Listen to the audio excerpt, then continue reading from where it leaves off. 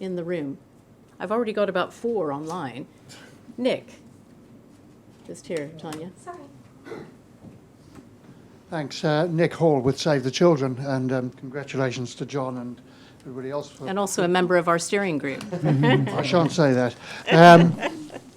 I was very interested in everybody's comments, and I think that one of the things that I've noticed is that disasters are a moment of change in any society. We know that, and that you can go back through history to see how disasters have changed the way people and governments behave. And Ahmed mentioned that himself just now, saying that there were several previous disasters in Nepal which seem to have triggered more problems in different ways. And I'm just wondering if a comment from Jamie or from anybody else about whether they see this particular event in 2 earthquakes in Nepal actually triggering major significant positive change rather than the negative changes that we'd heard about already. So that's my question. Thank you. Others? Barnaby? Hi, thanks. Barnaby Willits-King with the Humanitarian Policy Group here at ODI. Thanks for a really interesting set of presentations. My question sort of knits together some of the points about the link between conflict and disasters and the small-scale disasters. And the question is really about how much can you translate the great focus on Kathmandu, certainly internationally, to a sort of wider sort of getting the response out of Kathmandu to the marginalised areas where the small-scale disasters happen, and where, you know, looking at the history of the conflict, a lot of the conflict was generated. How do you avoid so much focus in terms of resources on the high-profile Kathmandu-centric part of Nepal and sort of change the focus to the smaller areas outside that are affected by disasters every day? Thank you very much. Do we have a third one? Maggie. Hi, thank you, everybody. I really enjoyed the discussion. I'm Maggie Ibrahim with World Vision UK. There's a review by the Interagency Standing Committee on preparedness in Nepal and what that's meant, looking at NGOs as a kind of a steering group to do that work, and I'm very interested in that. And one of my questions straight off the bat was, well, are we looking at how preparing for everyday emergencies, as Bruno and others have said? And, you know, the response from NSAT is very much about saying it's the social cohesion, the social capacity that's built through CBDRM. But I'm wondering if there's anything more that we can say in terms of all of the efforts that we're creating around cross-sectoral work at the community level, about adaptive strategies linking climate change. Is there more that we can say about following no-regret strategies at the community level to look at everyday emergencies rather than the big shocks? Thank you very much.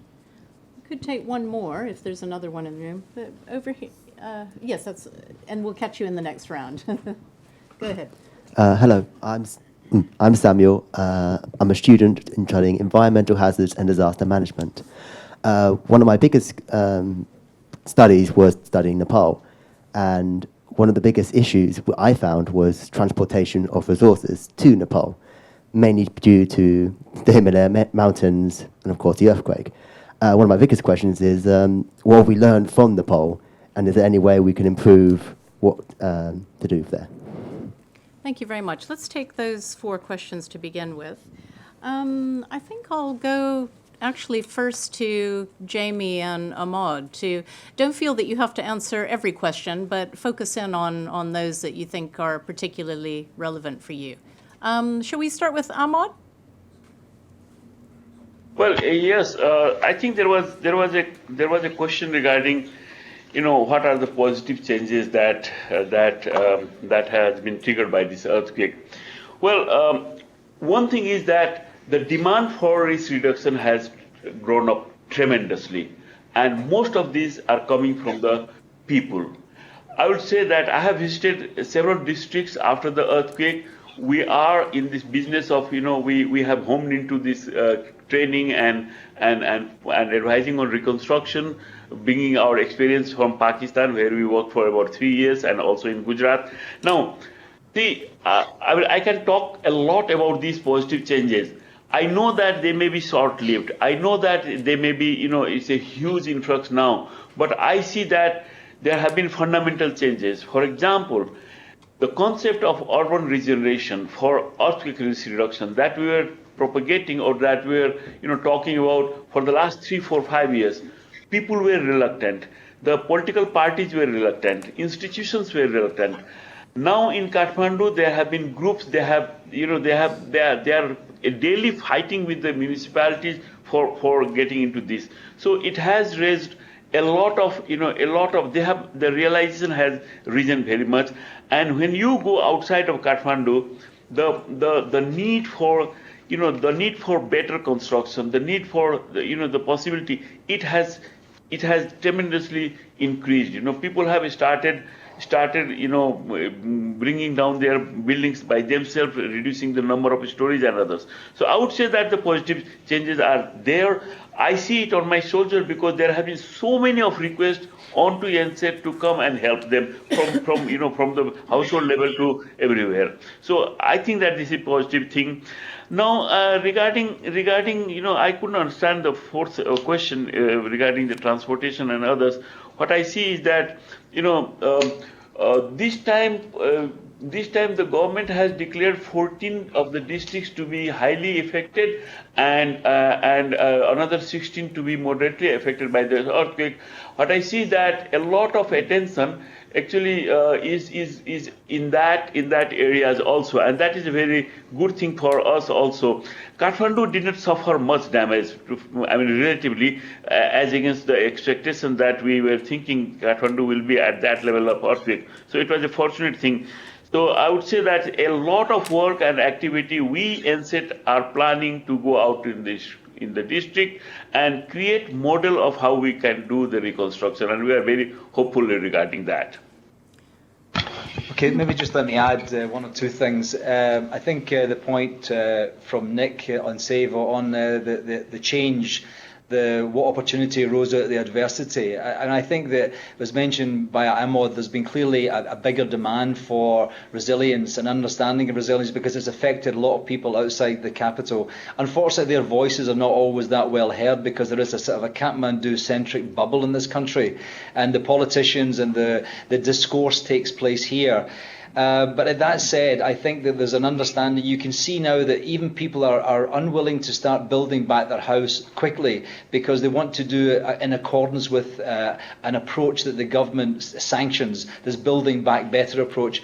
And while the information to tell you what that looks like hasn't come out, people are aware of the need for it. So I think that's been good.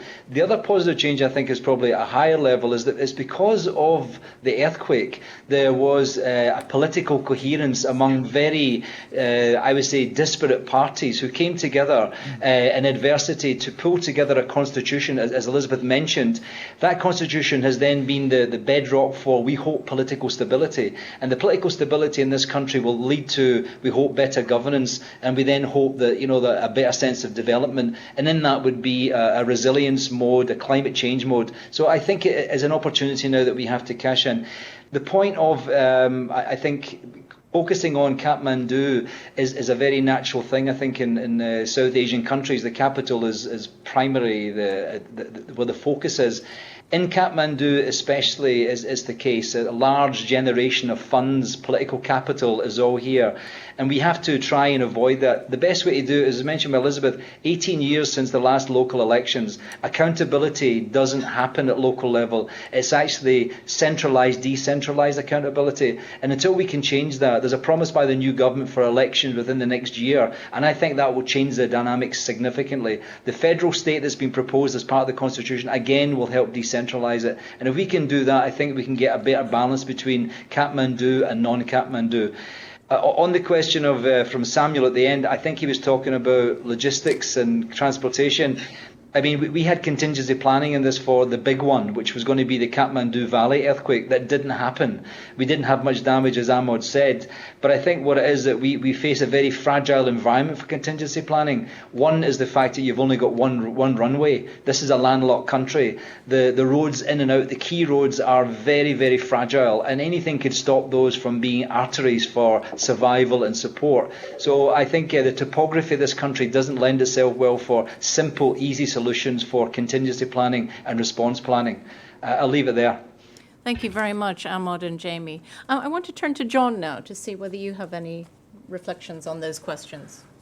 I'm rather hesitant to say very much about Nepal since we have genuine experts in the room, and I've only witnessed it from afar. But maybe I can just broaden out to look at some of those questions in a more generic sense. The issue about disasters as triggers of change is much discussed, and everybody recognises that change happens after disasters. We talk about windows of opportunity or focusing events or whatever the jargon of the day might be, but we really understand those processes very poorly. You know, what kinds of change are likely to ensue in particular context? How big is this window of change? How long does it stay open? How do you keep it open rather than stop normality, pre-disaster normality, reasserting itself? And knowledge base for that is really surprisingly small. There's a lot of anecdotal evidence, but other than at a national policy level where you can see legislative and other changes enacted after major disasters, it's really, really hard to unpick, and I think we need to know a lot more about that particular issue. And the changes can be negative as well as positive, of course. Maggie's question about whether building up capacities to deal with smaller events has a relevance and a resonance in coping with larger events, I think is quite a pertinent one. There is a lot of evidence from here and there that building up local and community organisational capacities of any kind is beneficial in crises. It doesn't have to be capacities that are designed specifically for emergency response or specifically for DRR, that these are useful.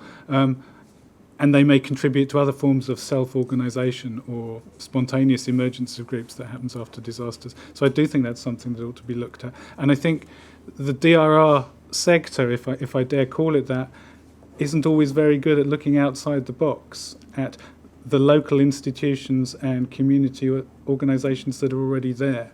There's a tendency to go in and say, let's create a disaster preparedness committee. Well, actually, maybe there's something already there that could do the job just as well, and I think we need to reflect on that. And a question about large centres. Well, you know, we're sitting in a very large centre which completely dominates this country. So we all know about the sort of black hole effect of large centres. I think a very conscious effort has to be made to try and overcome that. And again, I don't think there are necessarily very many lessons on how to do that. Thank you, John. Shall I take Bruno and then we'll ask Elizabeth? Okay, I'll try to reply to two questions. I'm also not a Nepal expert, but I think there's some general reflections from our work as GNDR. One on how to deal with these small-scale disasters in more remote areas. I mean, from experience, mainly in Southeast Asia, we've seen that that it is a political issue when the government is willing to create an environment, an enabling environment where resources are being decentralized, where decision-making is being decentralized, and local government, but to the very local level, is able to have a small budget for DRR work. It makes a huge difference. It can also organize evacuations more effectively and all of that.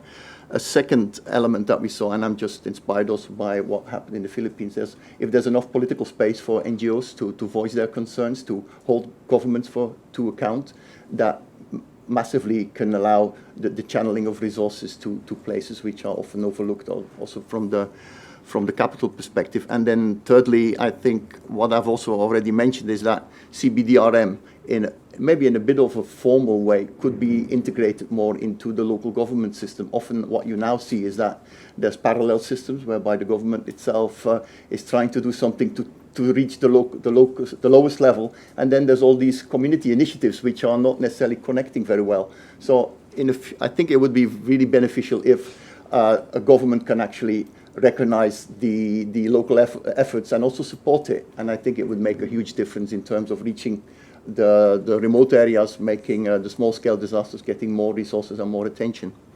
And then secondly, on the cross-sectoral work, I was just reflecting on work we've done as GNDR in a project called Frontline, which is trying to crack the resilience puzzle. I mean, it's maybe a bit ambitious, but we noticed that once you start addressing DR issues from a sectoral angle through the assessment, you're already very much steering the whole process towards certain solutions and certain issues, and you may overlook climate, you may overlook environmental issues.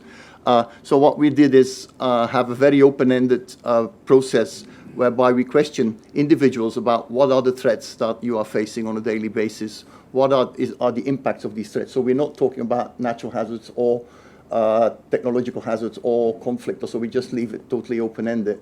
What are the impacts? What actions do you think could actually address these issues? And what are the barriers that you see to successfully deal with it? And it gives you a very wide spectrum of what people at the local level see, and it allows you to then address issues from a much more cross-sectoral angle than you would do if you come in with your DRR hat or your climate hat and you start steering the... Of course, I mean, there's challenges because not every organization has that capacity to deal with issues cross-sectorally, but at least you could engage others as well to address it. So I think it's the solution is really at the beginning when you do the assessment, make sure that you try to cover as widely as possible the crisis that people are facing. Thank you, Bruno. Elizabeth? Thanks. Yeah, I think on Nick and Barnaby's questions, taking them together, how, triggering positive change, I guess I'd echo Jamie's comments in terms of the political shifts that are happening right now, but I would also emphasise, we need definitely stable governance, the decentralisation, the more accountability, the local elections, but we also need to emphasise inclusivity throughout all of that, because stability can sometimes come at the cost of greater inclusivity, and that's a frequent trade-off in Nepal. And as we can see with the current protests, there are groups who don't feel represented by the current constitution, and they need to be accommodated and their grievances responded to. I think a lot of work can be done at the local level, and in terms of reaching out beyond Kathmandu, there's a great opportunity to sort of build capacity and as you were mentioning, John, build civil society capacity for resilience and kind of coping strategies. And there's an awful lot of sort of local infrastructure, if you like, in the informal sense that exists that can be sort of built up and again made more inclusive, because it tends to be dominated by political elites at the moment. So real conscious efforts to sort of make that more representative are important.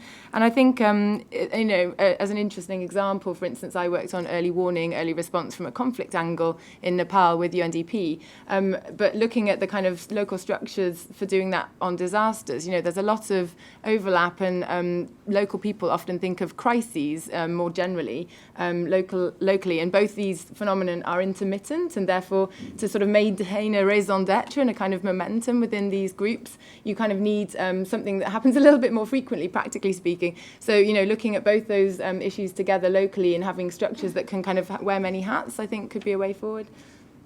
Thank you very much. I'm going to move now to our online audience. So several questions there. The first one is from Bikram in Nepal, who wonders what sort of community assets Nepal should be emphasizing in earthquake-affected districts of Nepal, and how the government is planning to use remittances for reconstruction.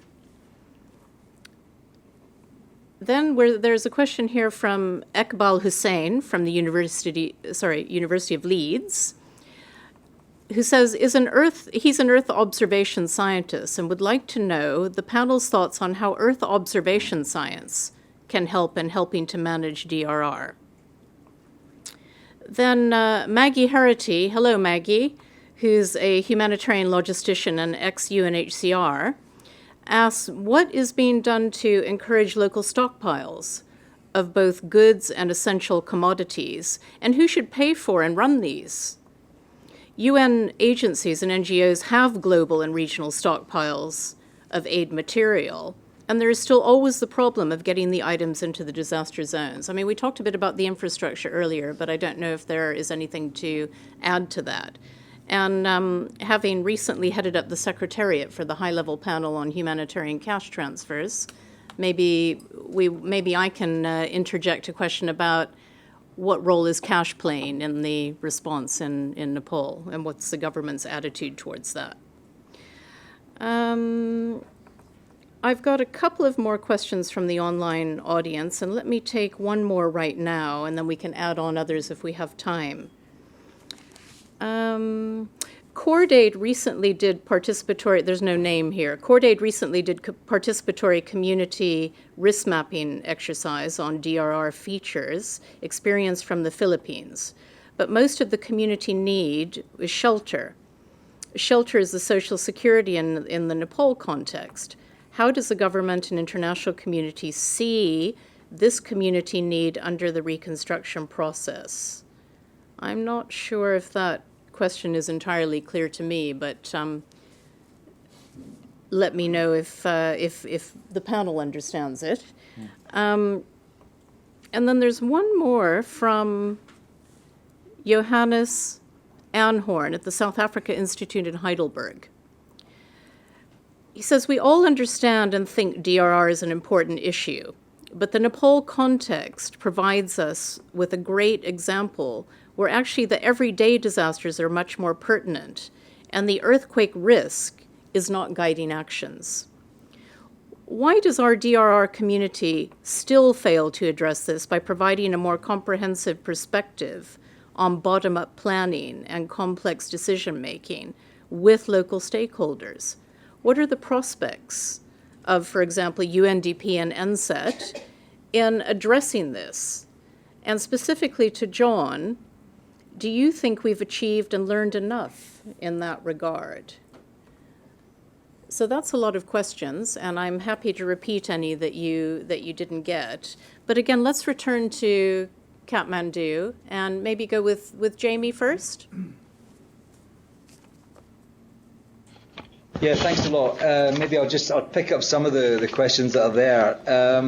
I mean, I think on community assets, certainly is something that we would encourage greatly as we build up the sort of the base and the sort of the responsibility of communities. We have to give them the assets. The issue of remittances, I mean, 26 to 30% of the economy here is based on remittances from 400,000 people who leave every year as migrants to go overseas. Cash is very much a known quantity here. People use cash and money that comes in. And your question, Wendy, on the role of cash. Cash has played a phenomenal role in this crisis here. I think it's in many different ways, despite all the complications of not having a mobile network, not having bank coverage. Some of the banks have gone out of their way to try and make it as good as possible. The government were a bit confused, I think, in many ways. There was a lot of mixed messages come out. But I think as we move on, especially to the reconstruction phase, and as the markets start to blossom again, I think we can use cash more formidably in those areas. On the local stockpiles, who actually should have those or own those? I think it must be the community, but there has to be some accountability of structures there. Maybe part of the disaster risk community support at the district level, something along those lines, or regionally. Who should pay for it? It should be a combination, I think, of private sector. I think at the same time government, and at the same time the international community. Maybe give the custodianship over to the National Red Cross Society, for example, partnership with the local community development people there. On the other questions, I'll leave them for more intelligent people than myself. Not the case. Ahmad, please. Well, I again, from my experience, I go back to the community with a sense of, tremendous wisdom being there, and we being able to understand what they have, the strength and the way things have been. I mean, see, we are now talking about resilience, and we want to heterograft our concept of resilience into the community without even understanding the tremendous amount of resilience that is there, and it has been there since long time. I'm talking about it's the existing social network. Recently, I have been to Dolakha, the end part of the rupture zone or the rupture fault. The Dolakha district and the district headquarters. I was amazed to see, the traditional network, social, the people, the cohesion, the system of their own governance in their community. So, I mean, these are some of the assets that needs to be built into whatever plan for reconstruction we want to do. And luckily we are working, NCET is working in the reconstruction of that area, and we have what we call the Earthquake Reconstruction Technology Center at the district level and at sub-district level and at the the social the mobile teams immediately, radiating out from the sub-district level. In designing this, we have incorporated the local strength and the local thinking and the local the safety or the social networks. I think that, well, when coming to Johannes, you have talked about the importance of everyday disaster. It is very much pertinent, and it is necessary to focus on the community level or the bottom-up approach. I can tell you one thing. Some years ago we did a study on what actually constitutes this. Why these are not working at the community level. What we see is that, from center to the community, as the down you go, the resources become very, very less, and actually at the village level, virtually there is no resources allocated for disaster risk reduction. They have to create their own resources. Whereas, the success is inverse. You spend millions at the central level or at the district level, you don't get so much. But if you spend thousands at the community level, that is there. So, and then the lower, the people at the village, they say that, well, give us something, give us the knowledge, give us the asset. They give us the resources. We can do wonders. But then, from the central level or the higher you go, they say that, well, you are to be blamed because you are not doing much. So naturally, you have seen that NCET will be working, and it has been working for actually, the policies should be centralized and the actions should be decentralized. That is the bottom line for NCET, and that's what we are doing. Thank you very much. Bruno, you have a few brief comments? And only one actually on the Corday question on shelters. I'm not entirely clear what they were asking, but I think if they're talking about the evacuation centers, lessons learned from our side at GNDR is that it's good practice to try to combine a shelter with another function in society, such as a school or being a community center, so that you're not building certain evacuation centers or shelters just for the odd major event that may be happening, but these shelters have a function within society, and they're also managed by communities in peacetime when there's no disasters, and it also kind of guarantees more sustainability and more maintenance. So that's definitely a lesson learned about setting up evacuation centers. Do not develop them just for that, only for disaster events, but also for wider societal functions. So. Thank you. Would you have another comment? No. Elizabeth, and then John. Briefly, the sort of questions aren't in my territory so much, but I guess the shelter issue, I was thinking about the issues of sort of safety and security, actually, and kind of that as a lens for prioritisation, because as with every disaster, but as with the case in Nepal, women and girls are extremely vulnerable with an immediate breakdown of rule of law, and then insecure shelter and sort of sharing shelter and so on. There has been an increase in SGBV and in trafficking of women and girls. So that's a kind of lens that needs to be considered in terms of prioritising types of shelter and moving ahead with secure shelter. Earth observation science, I heard that Patrick Mayer was over in Nepal looking at kind of drones for mapping for greater kind of clarity on where the reconstruction needs are and so on, which could be a link to stockpiling. I don't know whether we can see these kinds of things. But, that's an interesting area, and I think tech has a big role to play in terms of participation as well, where kind of local communities can be linked up via local radio and so on. I would say on cash, just in terms of kind of enabling market systems as well, obviously the private sector has a big role to play there in terms of kind of the availability of commodities for people to buy, so ensuring that both demand and supply are present. And I'd say, just a side point, sort of, I know that there was a regional sort of a SARC agreement to supply stock, sort of grain supplies for emergencies across the region, which sort of has never been put into practice. And that kind of regional level role of preparedness could be looked at again, I think. Thank you very much. John? Yeah, I can't answer all of those questions either. And I'm not going to attempt to try. The question about Earth observation science, yes, of course it helps DRR and has helped DRR for a long time, whether it's risk mapping, whether it's hazard monitoring, whether it's damage assessments increasingly. The thing about information is a lot of the effort goes into generating the information, and rather less thought is often given to how it's used. And we do have a history in this field of collecting a lot of information and then not applying it properly.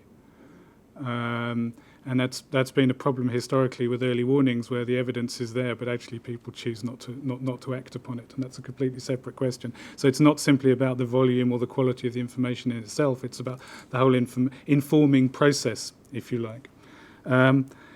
The question on shelter, I didn't quite get either, but it's an opportunity for me to sound off about one thing. When you hear a lot of people talk about recovery, they seem to be talking only about shelter. Now, that's not to say that shelter isn't a very important component of recovery. Of course it is. Reconstruction is. But I think we need to very consciously take a much more holistic view of all the different threads that run through recovery and how they interact. With Johanna's question about have we achieved and learned enough about bottom-up processes and expanding the base of local stakeholders, no, the answer is obviously no. We haven't achieved enough, and there's a lot more to be learnt. Where I think we struggle with this is it's this issue of scaling up, which I think Ahmad mentioned already in the Nepal context. And it's a big problem everywhere. It's a big challenge. We're very good at doing good pilot projects. We test an approach. We prove that something works. And then we assume, as if by some miraculous process, this is just going to replicate itself. It doesn't work like that. The conventional projectization of development assistance, DRR, whatever, works very badly with the much broader and longer cycles of building community and local capacities. It's a different kind of game altogether. And I think we need to start rethinking it and reapproaching it in that kind of way. Thank you, John. Let's take a couple of more questions from, we've got about 12 minutes. We could stretch to 15 if everyone's willing.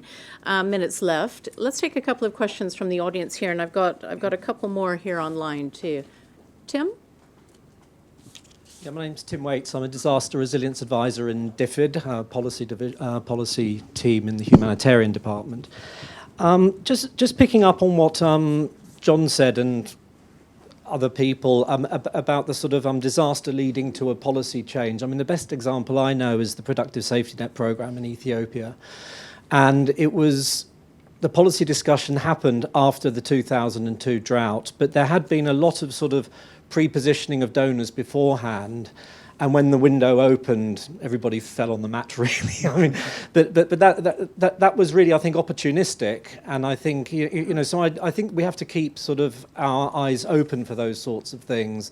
And there's a terrible term, sort of never waste a good disaster. And I think that, we really need to be sort of aware of these potential things. The other thing is relating to the DRR sector, as John termed it. I see it as a community of practice. And it really is a question of where DRR sits in the humanitarian architecture and in the development system, if you like. And to me, it sort of doesn't really sit very well in either of them, and it doesn't really bridge them as well as it might. And I think it's looking at the resilience agenda. I mean, if you look at the WHS synthesis report, resilience is absolutely the backbone of that report. It doesn't have a resilience bit. It talks about resilience in urban, resilience in conflict, resilience with refugees and IDPs. And I think it would be useful for DRR to sort of piggyback on that and learn from that to get it more embedded into people's thinking. And not as it still is at the moment, I think, a bit of a sort of a standalone. Thanks very much, Tim. Did I see it? Yes, in the green over here. Thanks. Hi, I'm Lisa Robinson from BBC Media Action, and I'm interested in the role that media and communication can play, both in providing information, but equally in facilitating dialogue amongst people at risk and between them and decision makers. So my question is for John. You mentioned a lot of things that have improved over the past 10 years, and I'm interested to know what you think, how well you think the sector is communicating around risk issues with people who are at risk, what's changed over the past 10 years, and how we might do that better. Thank you. Just looking over this side of the room. Anyone over here? No? We've got another one here. Yes. Hi, my name's Sam Spickett, freelance communications. This is really more to Jamie, actually, in response to what you said earlier with some people reluctant to rebuilding based on instructions to building codes. I arrived back in the UK from Nepal just 3 weeks ago, and as many people are aware, yes, it's a Nepal earthquake, but it's also known as the Gorkha earthquake. So in these areas, my observations were people were rebuilding immediately. And people were saying that resilience is being masked by ignorance. In the sense, people are rebuilding quickly, and it looks very resilient. However, they're rebuilding exactly the same way before. So I think my point and my curiosity here is there's a lot of centralization still within Kathmandu. And how are you reaching out to these rural areas to spread the message about the reevaluation of building code, and how is that being reinforced? Okay, thank you. We've got a very limited amount of time, so what I'm proposing is I take a couple of questions from our online audience, and then Tim's was more of a comment, and then I'm going to direct the questions to specific members of the panel. We have a question here from Harriet Stone, who's a researcher at UCL and the World Bank. And this question really is to John, and it's about the next 10 years of DRR. She's asking, John, when you're writing your next version in 10 years' time, I mean, I hate to even ask you this because I know what a labor this has been. Sorry, let me just focus on the question. So what do you hope, where do you think, where does he hope that we'll be in 10 years' time, basically? Where do you hope that we'll be? And then I have one from, these don't have any names associated with them. This one is, are there lessons from Nepal to help communities understand and plan for resilience during early recovery, rather than CBDRR later in the process? And I propose that on that last question, we ask Bruno and then Ahmad to comment. John, there are a couple of questions directed specifically to you, and also to Jamie, and perhaps also Ahmad would like to comment on the centralization question, reaching out to rural areas. So let's start with the... What was the last question? Sorry, the last question was, are there lessons from Nepal to help communities understand and plan for resilience during early recovery, rather than CBDRR later in the process? Okay. Okay.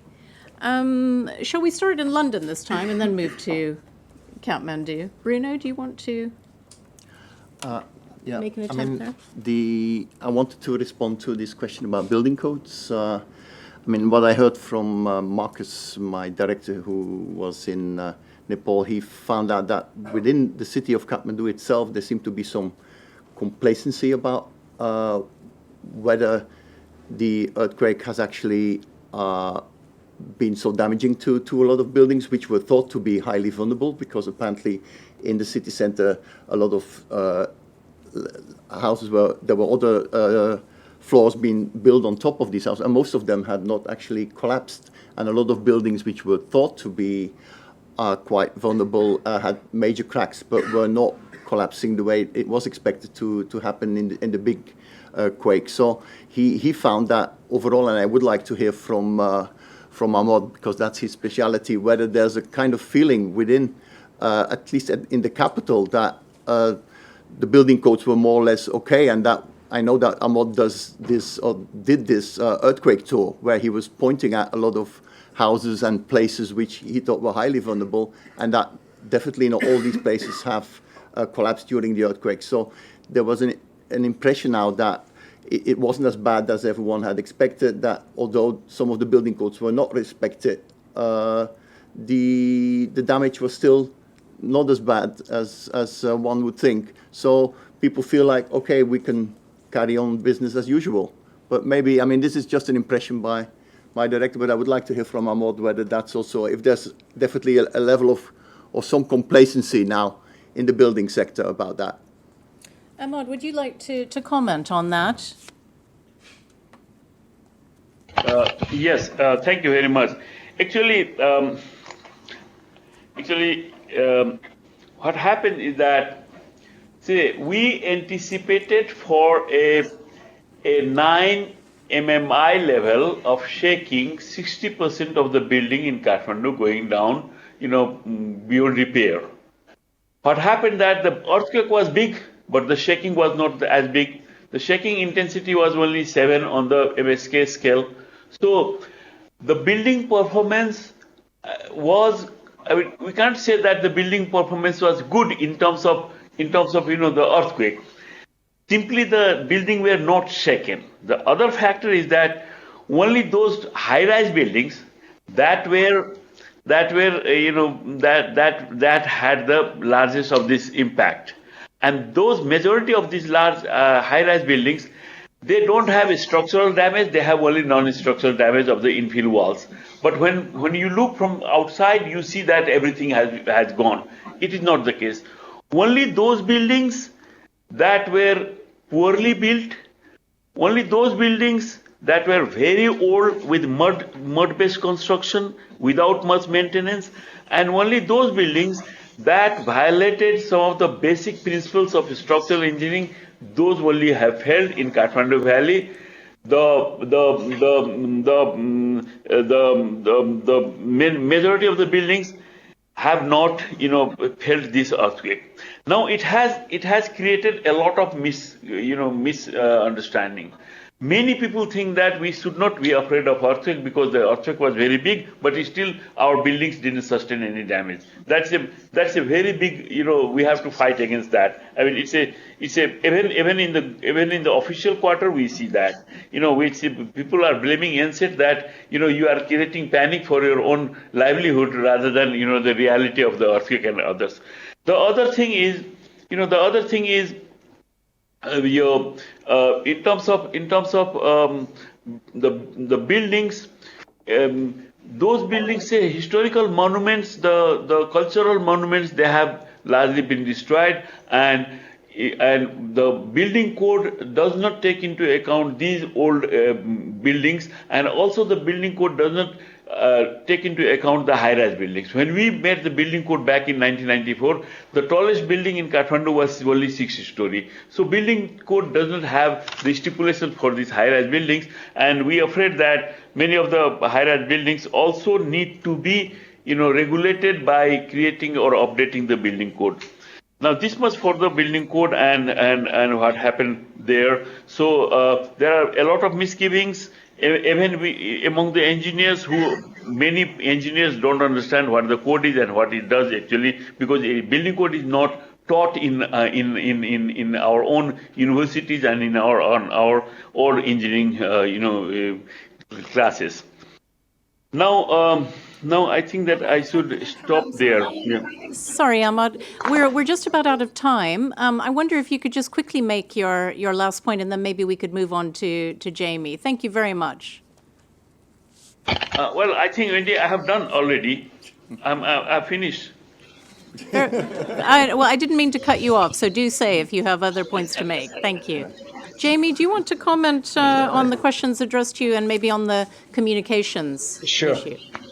Yeah, just maybe the question from Sam on the people reluctant to build or otherwise. I mean, I think you have to look at it in two ways. There's been a monsoon and there's a winter coming. People can't wait for instruction, guidance, support from government centrally to actually tell them how to build back better. So obviously with remittances coming in and the winter and monsoons, people have actually taken on the role of actually building back what they have.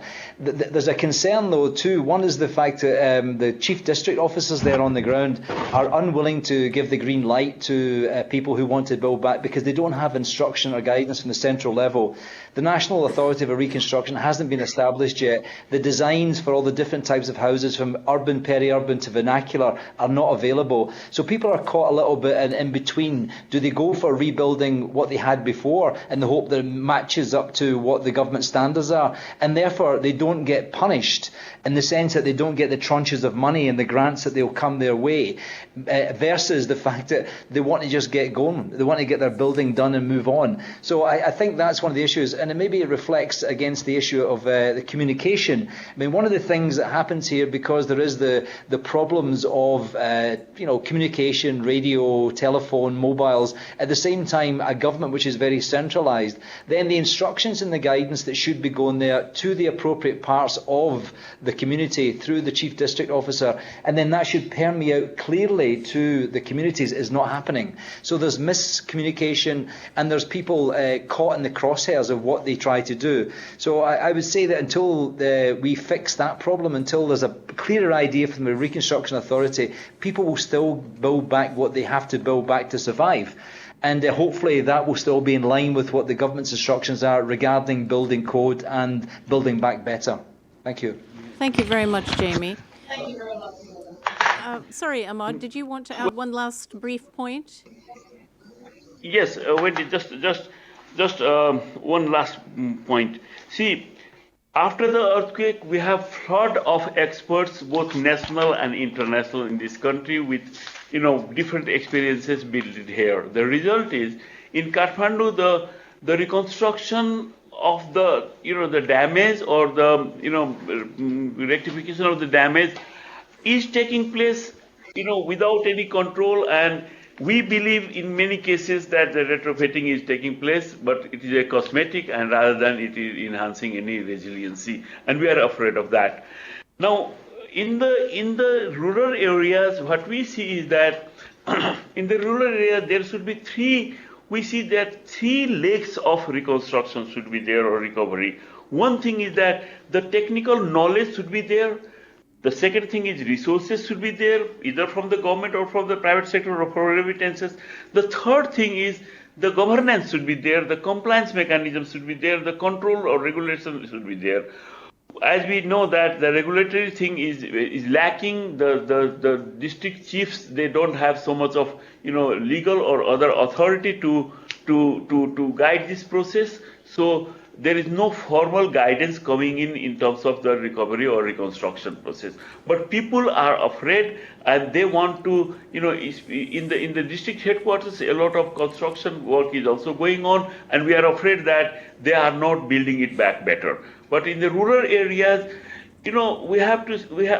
naturally, we have homed into with our training programs and others in a couple of districts, and with our awareness raising program. But obviously these are not much, and this is a painful. We are afraid that again people will construct, which is bad, and it will be much costlier and difficult to rectify later on. So that is the situation that we are in. Thank you very much, Ahmad. Well, we're just about out of time, but I'd like to give John the last word here, and it would be we're desperate to know where you think we're going to be in 10 years' time. And I wondered also if you had a comment on the more generally on the communications and media, the role of media and communications. Okay, well, 10 years' time, I'm definitely not going to be writing a third GPR, but then 10 years ago I said I was definitely not going to be writing a second one, so who knows. Where do I start? I think if there's one thing I would like to happen, to change in 10 years' time. It's that I would like risk reduction to be in the mainstream of public policy discourse. I think that to me is the lever that starts to open all sorts of doors and opportunities. Mm-hmm. If we don't get it there, we will still be fighting against all the usual bureaucratic, institutional and other barriers that have held us back in the past. In answer to Lisa's question, which I thought was a really good one, I think we are better, DRR agencies, not a sector, of course, are better at communicating. There's more dialogue.